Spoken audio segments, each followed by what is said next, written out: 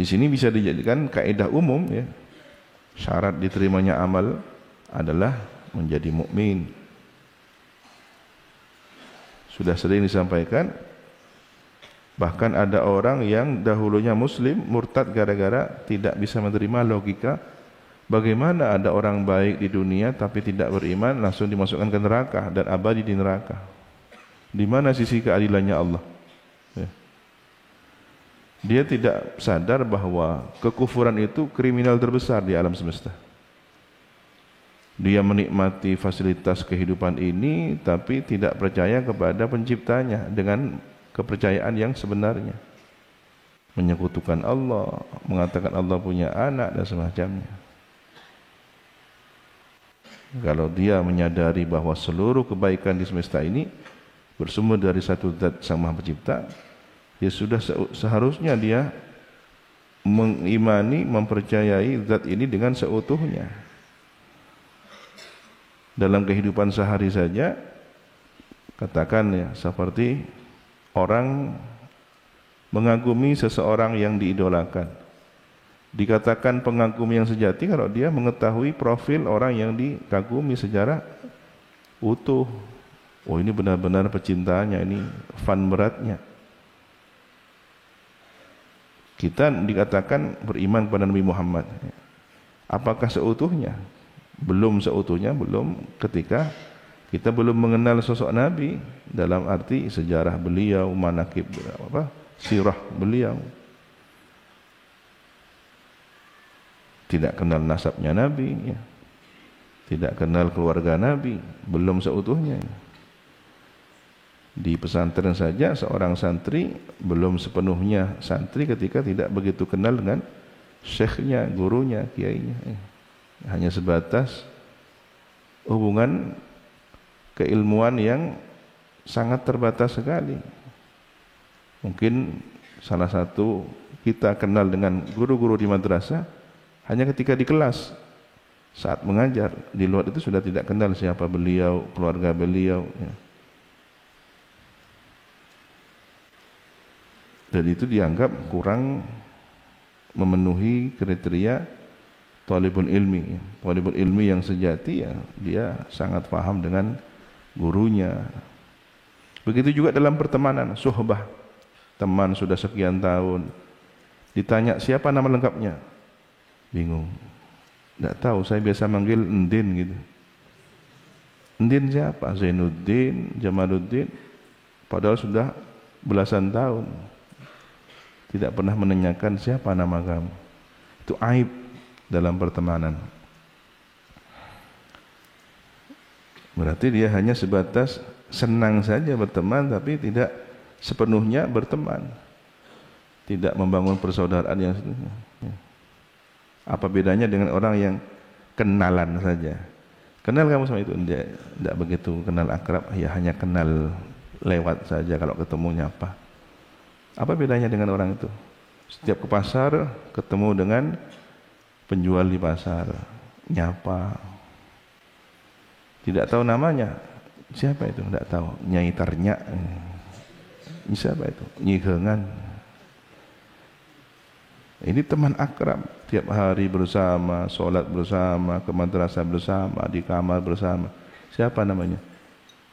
Endin. Endin siapa? Siapa ya Endin? Ini aib dalam bersuhbah dan berteman. Kalau beda kamar, beda kelas, beda jenjang mungkin masih dimaklum. Tapi kalau sudah seperti saudara tapi tidak memahami siapa sesungguhnya orang yang diakrabi ini. Ini terhadap hubungan sosial. Bagaimana hubungan vertikal dengan Rabbul Alamin yang seluruh hidup kita, jiwa raga kita diciptakan olehnya. Terus mengatakan bahwa orang yang tidak beriman kepada Allah tapi baik kepada makhluknya, kenapa tidak dimasukkan ke surga? Surga-surganya Allah yang menentukan kriteria siapa yang dimasukkan terserah Allah. Kita mau dihidupkan, dimatikan terserah Allah. Kok nuntutnya macam-macam? Ya, yang punya surga Allah bukan bapaknya dia kan? Ya, murtad terserah murtad dia. Berarti Dia bingung dengan dirinya sendiri. Artis terkenal sudah bermain sebagai tokoh muslim yang berpengaruh, tapi kemudian murtad. Dan ada memang misi-misi tertentu untuk merusak citra Islam dengan cara menampilkan tokoh-tokoh artis lalu kemudian dimurtadkan. Kita kan tidak bisa membayangkan kalau kemudian tokoh yang kita idolakan itu dibintangi dalam film oleh pemeran yang non-muslim misalkan.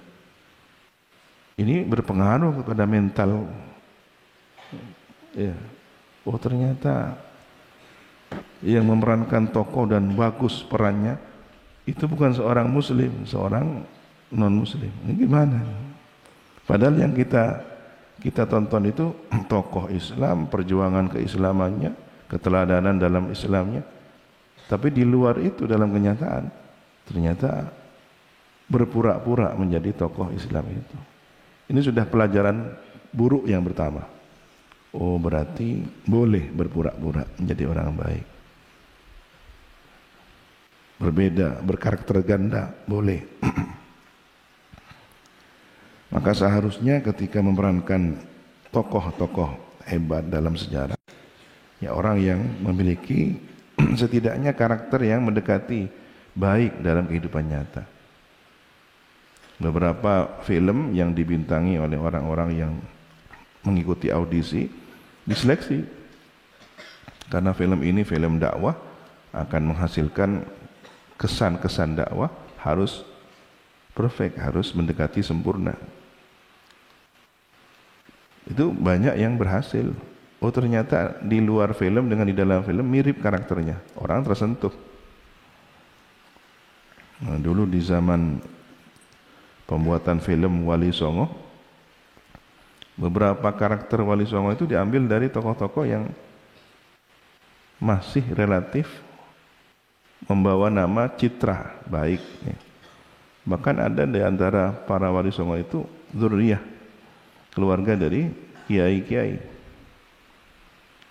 Jadi tokohnya memerankan salah satu Wali Songo tersebut.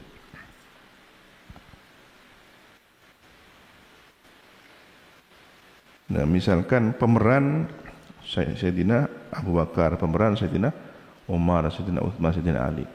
Di luar film ternyata tidak menunjukkan akhlak itu. Ada pengaruh pada mental kita. Itulah mengapa sebagian orang merasa tidak pantas ketika Khulafaur Rasyidun diperankan, diperlihatkan wajahnya. Kalau mungkin dari samping, dari belakang, ada yang membolehkan. Apalagi Nabi kan.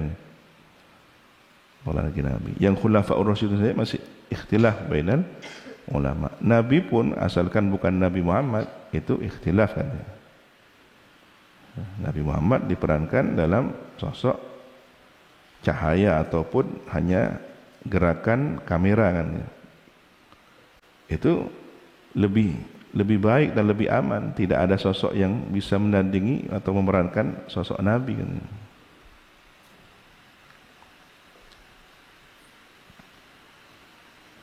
Ada dialog yang cukup unik menurut saya ketika baru mondok di Rusaifah, baru beberapa bulan. Kami baru datang bulan Syawal, diterima oleh Abu Ya. Masuk di sana diterima bulan Syawal, datang di sana 15 Ramadan. Kemudian beberapa bulan beliau mengadakan pengambilan gambar, rekaman acara televisi Mafahim Yajib an Tusahhah. Kitab beliau yang sangat populer dan banyak pengaruhnya di dunia Islam. Dibuat serial televisi berbentuk dialog. Beliau tidak datang ke studio, tapi kediaman beliau dibuat seperti studio. Dipasangi lampu, dipasangi background dan semacamnya, didesain. Dan kami ikut menyaksikan. Beliau rekaman dengan salah satu moderator yang seorang mantan artis terkenal, yang dulunya ya artis, namanya artis ya. dengan berbagai adegan yang kemudian artis ini taubat dari segala aktivitas perfilmannya, dia menjadi MC di kegiatan-kegiatan keislaman, kegiatan-kegiatan kajian keislaman, spiritual keislaman orang Mesir ya. Kemudian beliau tinggal di Madinah karena merasa tidak ingin berjauhan dengan Nabi Muhammad SAW. Nah, saat pengambilan gambar itu, Abu Yazid Muhammad sedang direkam dialog masalah isi dari kitab Mafahim. Kami diberi tugas khusus, santri-santri baru diberi tugas khusus di pojokan. Kalau di sini ini pengambilan gambar, ya, kami di pojok ditugasi wiritan. Nah ini, jadi kami diajari ilmu praktek, bukan teori. Bahwa ternyata suatu saat di zaman ini akan ada perjuangan jihad dalam bentuk entertainment. Ya, dunianya sudah dunia entertainment melalui pengambilan gambar, kemudian acara televisi, harus siap menghadapi cahaya lampu, kamera, ikut arahan sutradara. Tapi bagaimana itu menjadi media dakwah? Tetap pada garis, bukan berpura-pura. Jadi ngaji benar. Selesai satu durasi, sekian menit, berhenti, istirahat sejenak, nyambung lagi. Itu dari siang sampai menjelang sore. Kita tidak boleh beranjak. Selama Abu Ya di ruangan qa'ah aula, kita terus itu baca Yasin, diulang lagi, ya, wiritan. Oh begini ternyata. Ketika guru sedang berjuang, berjihad, para murid sudah seharusnya riyadhah, ikut mendoakan apa cita-citanya guru.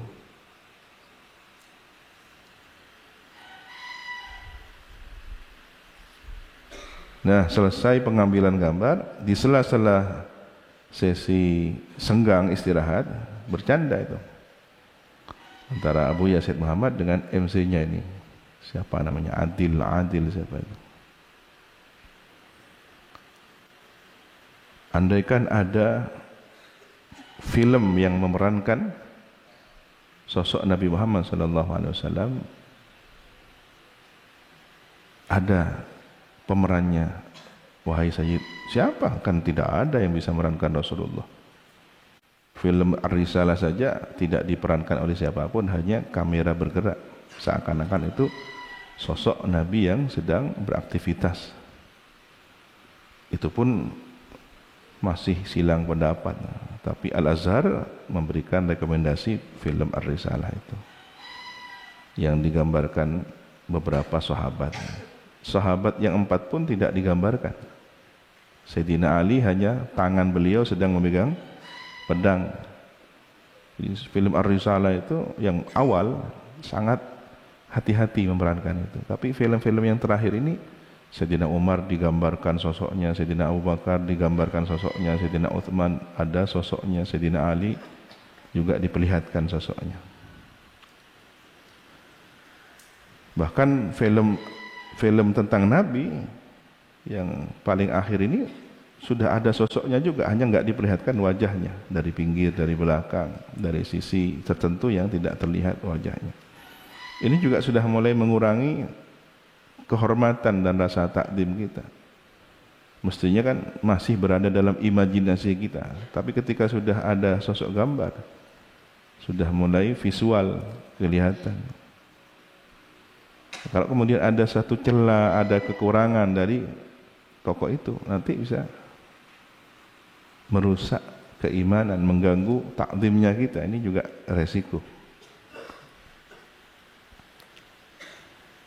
Nah, ketika terjadi dialog itu, MC-nya ini mengatakan, ada wahai Sayyid yang bisa memerankan dan memang pantas memerankan sosok Rasulullah. Siapa?